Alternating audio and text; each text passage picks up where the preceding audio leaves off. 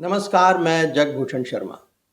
दर्शकों, आज हम चर्चा करेंगे कि देश की जो लगभग 140 साल पुरानी पार्टी है, कांग्रेस, इसकी 3 स्थितियाँ जो शुरुआती दौर की थी, वो कैसी रही और जो सेंटर पीस कहलाती है देश की राजनीति की कांग्रेस पार्टी, इसकी चेकर्ड हिस्ट्री कहती क्या है? और जो आज स्थिति जिस स्थिति में आज है कांग्रेस कि भाई इसमें आपसी फूट ये वो ये हमेशा से रहा है। कांग्रेस ने बहुत ऐसी स्थितियों का सामना किया है, आज से नहीं, नेहरू जी के टाइम से ही अगर हम बात करें तब से ही हुआ है। हम करेंगे उस पर भी चर्चा। और साथ में दूसरा दल जो मुख्य दल है वो पहले था जनसंघ। ठीक है जी, 1951 में इसकी स्थापना, 51 में यानी 51 में इसकी स्थापना हुई थी, 21 अक्टूबर अगर मैं गलत नहीं हूँ तो वो जो जिसका चुनाव चिन्ह दिया होता था, दिए से ये कमल कैसे बना, इस पे भी हम चर्चा करेंगे। लेकिन मुख्य आज हमारे चर्चा का बिंदु है वो है कांग्रेस का जो इतिहास है और उसने देश के लिए क्या क्या किया, इस पे हम बात करेंगे। क्योंकि अगर लोग जो हैं, जो हमारे, मेरा जो मुख्य उद्देश्य है वो आप लोगों से है, अपने दर्शकों से है, देश की जनता से है कि अगर ये समझ जाते हैं कि राजनीति क्या है देश की और कैसे ये हमारा जो देश है वो किस तरह से जो कॉलोनियल एक रूल था उससे कैसे निजात पाई, कितना संघर्ष था, किसने किया, वगैरह वगैरह, ये सब कहने को आसान है, सब क्या है, कुछ नहीं, सब ये है। ऐसा नहीं है, जब तक थोड़ा सा ध्यान दे के समझोगे तो बहुत कुछ समझ में आएगा। क्योंकि हमारा जो देश है वो किसी एक जाति, एक धर्म, एक भाषा या एक पहनावे का, खान पान का नहीं है। इसमें बहुत सी, जिसे कहते हैं, विभिन्नता है और विभिन्नता में ही हमने एकता को हमने बढ़ावा देना है और इसी को ही मजबूत करना है। ये बात समझने की है। आप इसको इज़्म कोई सा भी कह लो, वाद कोई सा भी कह लो, इसमें धर्मनिरपेक्षता को अगर परहेज़ करते हो तो बेशक करते रहो, लेकिन ज़रूरत इस देश को है इस चीज़ की। क्योंकि वो किसी के धर्म में, किसी की उसमें आस्था में अगर दखल दोगे तो वो बहुत एक दुखद सी स्थिति पैदा होगी।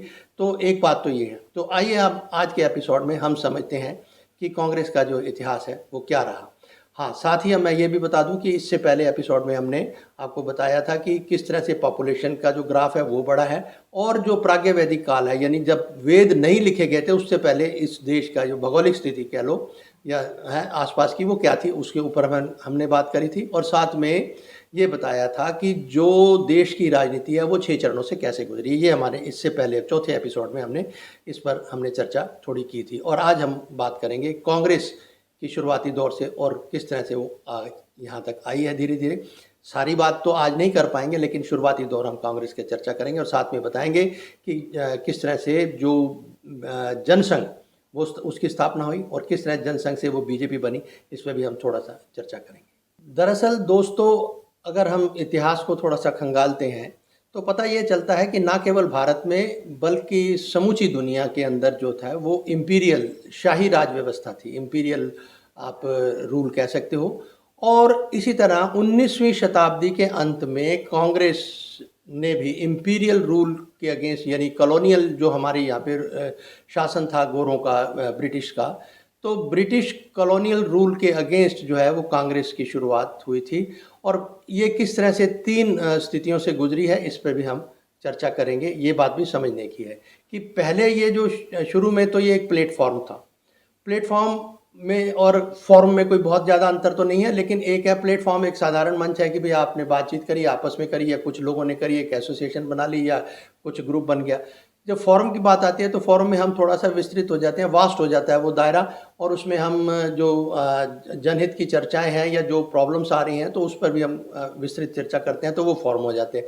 और तीसरी स्थिति में जब कांग्रेस आई तो उसे वो आंदोलन की स्थिति थी, क्योंकि जो ब्रिटिश रूल था उसके खिलाफ एक संघर्ष हुआ, स्वतंत्रता के लिए संघर्ष हुआ, तो वो आंदोलन की स्थिति थी। ये 3 मुख्य स्थिति कांग्रेस से हुई। 1885 में इसकी स्थापना समझ लीजिए, और फिर उसके बाद इसके वो आगे, ये कोई चर्चा आज हम ख़त्म नहीं कर रहे, इसकी और भी हम बात करेंगे कि जब तक राजनीति को या राजनीतिक व्यवस्था हमारी कैसे आगे बढ़ी है उसको नहीं समझते तो नहीं पता चलेगा। और क्या हमारे मतलब विश्व में हो रहा है, विश्व है तो मानव समाज में, मतलब मानव समाज का ही तो विश्व है, कोई इतर तो है नहीं। तो ये सब बातें समझने की है। और मैं again and again what I से कि भाई वो लोग जो कहते हैं कि परहेज़ है हमें राजनीति से, वो थोड़ा सा समझने की कोशिश करें कि राजनीति ही हमारे जीवन का बहुत बड़ा हिस्सा है और इसको समझना, इसके ऊपर गौर करना बहुत ज़रूरी है। केवल मतदान करके आप जो जान छुड़वा लेते हैं हम लोग, हैं कि भाई चलो हमारा काम पूरा हो गया, ये कहीं ना कहीं हम धोखा खा रहे हैं और आगे खाएंगे। बात करेंगे हम आगे कि भी कांग्रेस की ये 3 स्थितियों के बाद कैसी स्थिति आगे बढ़ी है। तो कांग्रेस के दोस्तों शुरुआती दौर के अगर हम टॉप लीडर्स की बात करें तो उसमें पंडित नेहरू, सरदार वल्लभ भाई पटेल, सी राजगोपालाचार्य और अबुल कलाम आज़ाद, तो ये राजेंद्र प्रसाद, ये सब वो नेता थे जो टॉप उसमें आते थे। अब ऐसा नहीं है कि इनमें आपस में मतभेद नहीं थे। इतने बड़े देश के साथ कंसेंसस बनाना या लोगों को समझना, ये बहुत बड़ी चुनौती हमेशा से रही है। खैर, लेकिन उन्होंने देश की रूह को समझ रखा था कि ये देश केवल एक किसी धर्म जाति के लोगों का नहीं है। ये बात उन्होंने समझ रखी थी। ये मैं वही बात कह रहा हूँ जो किताबों में लिखा हुआ है, इससे इतर कुछ नहीं, मेरा कोई ज़ाती ख्याल नहीं है। तो हमने बताया था आपको कि जिन किताबों की हमने सहायता ली थी उसमें एक पीपल एंड पॉलिटिक्स है। इसके जो जिन्होंने संपादित की थी ये किताब, वो हैं आर.सी. दत्त, और आचार्य चतुर्सेन ने लिखा था वयम रक्षा में, और एच.सी. कासेन करके हैं जिन्होंने वो इंडिया लिखी थी। तो इंडिया में उन्होंने पॉपुलेशन की बात करी, इकोनॉमिक स्थिति की बात करी, और वहाँ की जो कि तत्कालीन परिस्थितियों में जो समाज था उसकी बात करी, सोशल कंडीशन और आर्थिक जो एक इकोनॉमिक कंडीशन और पॉपुलेशन, इन 3 मुद्दों को उन्होंने जोर दिया था कासिन ने। तो ये महत्वपूर्ण किताबें, इनको आपको पढ़ना चाहिए, और मैं उन्हीं से ही बात का आपका जिक्र कर रहा हूँ। ये सब कि ये जो कुछ जानकारी हासिल की है मैंने, वो उन्हीं किताबों से लेके साझा कर रहा हूँ। तो अब अगर हम इसके विपरीत, एक उदाहरण है बहुत ज़बरदस्त, जब आज़ादी मिल गई देश को, तो उस वक्त महात्मा गांधी ने कहा नेहरू जी से, या पूरी जो कांग्रेस थी, उन्होंने कहा भी आपका काम पूरा हो गया, आपने जो मेहनत की थी, आपका जो एक हार्दिक इच्छा थी कि हमें आज़ादी मिल जाए, वो आप मिल गई है। तो अब आप ऐसे करो कि अब ये इसको इसको लोक सेवा संघ में बदल दो। तो अब ये देखिए कि गांधी से वैचारिक मतभेद था, गांधी जी ने ये प्रपोजल दे दिया, अपनी बात रख दी कि भाई कांग्रेस को अब मतलब कि सक्रिय राजनीति में ना आकर एक लोक सेवा संघ बना लेना चाहिए। ठीक है जी, लेकिन नेहरू जी का क्या कहना था? नेहरू जी ने कहा कि नहीं, क्योंकि अभी जो हमें जो ब्रिटिशर से जो मिली है, ताकत मिली है, पावर मिली है, उसमें हमें पूर्ण संप्रभुता चाहिए, जिसे सॉवरेनिटी कहते हैं, वो चाहिए। फिर हमारे जो देश के जो प्रिंसली स्टेट्स हैं, इनको हमने यूनाइट करना है, एक करना है, ये हमारे पे जिम्मेदारी है। और फिर पार्लियामेंट्री जो हमें एक लोकतांत्रिक व्यवस्था स्थापित करनी है, वो भी जिम्मेदारी है। तो ये तर्क देकर उन्होंने गांधी जी की बात को स्वीकार नहीं किया था। अब इसका मतलब ये तो नहीं कि वो खून खराबे पे उतर आए।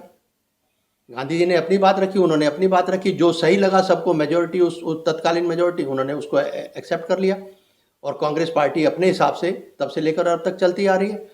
और मतभेद होना कोई बड़ी बात नहीं है, अपने आप से भी हो जाता है। बाकी बात छोड़ दो, खुद से हो जाता है कि मैं कोई निर्णय लिया कहीं जाने का, एकदम आदमी आ जाता है, खुद से ही कंट्रोवर्शियल उसमें आ जाता है कि भाई जाऊं ना जाऊं, द्वंद्व में आ जाता है कि जाऊं या ना जाऊं, चलो छोड़ो यार, नहीं चलते हैं ना, बुरा लगेगा, ये वगैरह वगैरह, ऐसी बहुत सारी बातें हैं। तो द्वंद्व तो आदमी का खुद से भी है, बाकियों से तो बात छोड़ो। वैचारिक मतभेद का मतलब ये नहीं है कि हमें नफरत पाल लेनी चाहिए किसी से। तो हम अब बात करेंगे कि किस तरह से जनसंघ से जो है बीजेपी वो हुई, और जनसंघ की स्थापना कैसे हुई।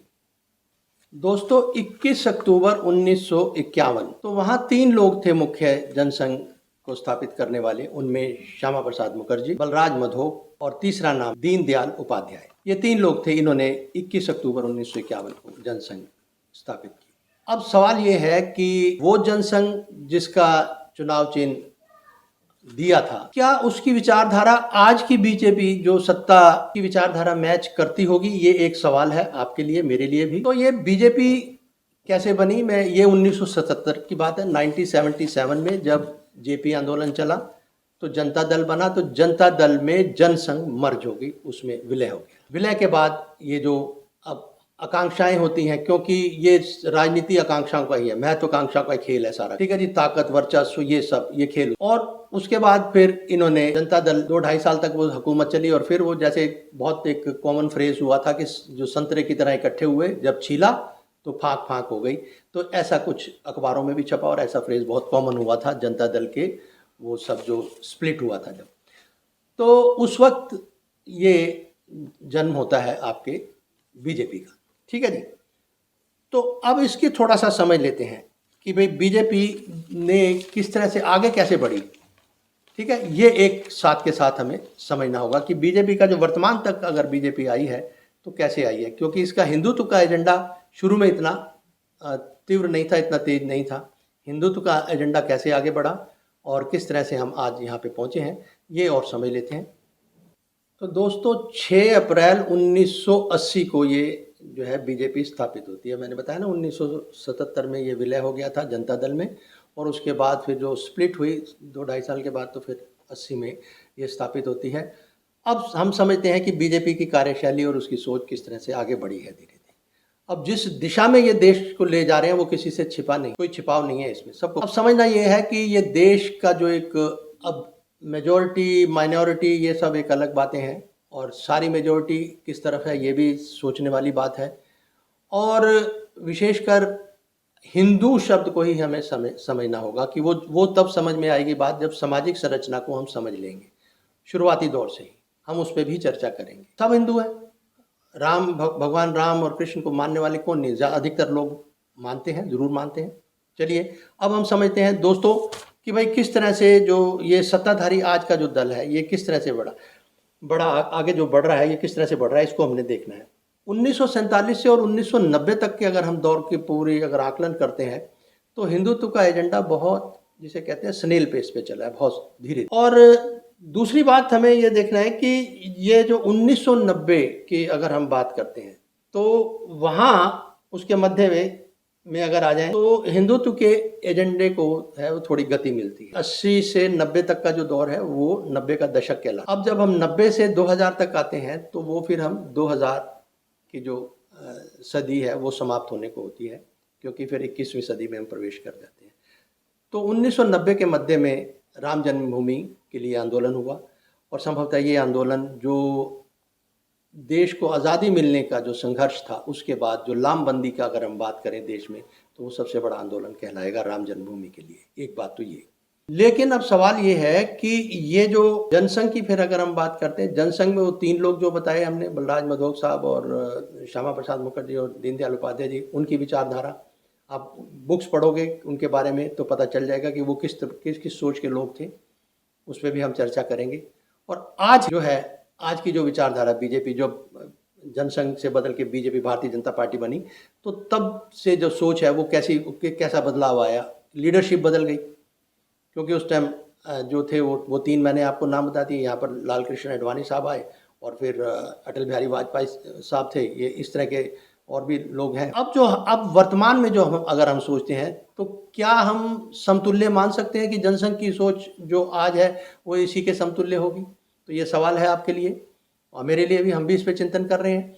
अब ये धीरे धीरे जो हिंदुत्व का एजेंडा बहुत तेज हो गया, इसको समझना है सबसे बड़ी बात। तो ये इतिहास है आपका बीजेपी का, और जैसे मैंने आपको बताया कि 1951 से लेकर और आज तक का अगर आप देखते हो तो 2 बार, पहले तो नाम बदला गया, पहले उस पूरा जनसंघ से ये बीजेपी बनी, बीजेपी के बाद अलग अलग जो है एक एजेंडा जो था हिंदुत्व का ही था मेन, तो वो किस तरह से धीरे धीरे आगे बढ़ा, एक तो ये है। अब सवाल ये है कि एक तरफ सोच ये थी कि जब गांधी जी की बात आई तो उन्होंने कहा कि हमने देश को संगठित करना है, प्रिंसली जो स्टेट्स है सबको यूनाइट करना है, और अब जो है जो समाज है वो किस तरह से विभाजन की ओर बढ़ रहा है, जिसमें धार्मिक सोच जो है वो महत्वपूर्ण भूमिका निभा रही है। अगर समाज खंडित होता है किन्हीं भी कारणों से, धर्म से हो जाए, किसी और कारण से हो जाए, तो क्या ये देश मजबूत होगा? ये एक अपने इतिहास को भी हमें हल्के में नहीं लेना चाहिए। इस पे हम बहुत गंभीरता के साथ आपके साथ जानकारी साझा करेंगे। जो अच्छे राइटर्स हैं उनकी किताबों की मदद से हम दोनों तरह के साहित्य को आपके सामने प्रस्तुत करना चाहेंगे, कोशिश करेंगे।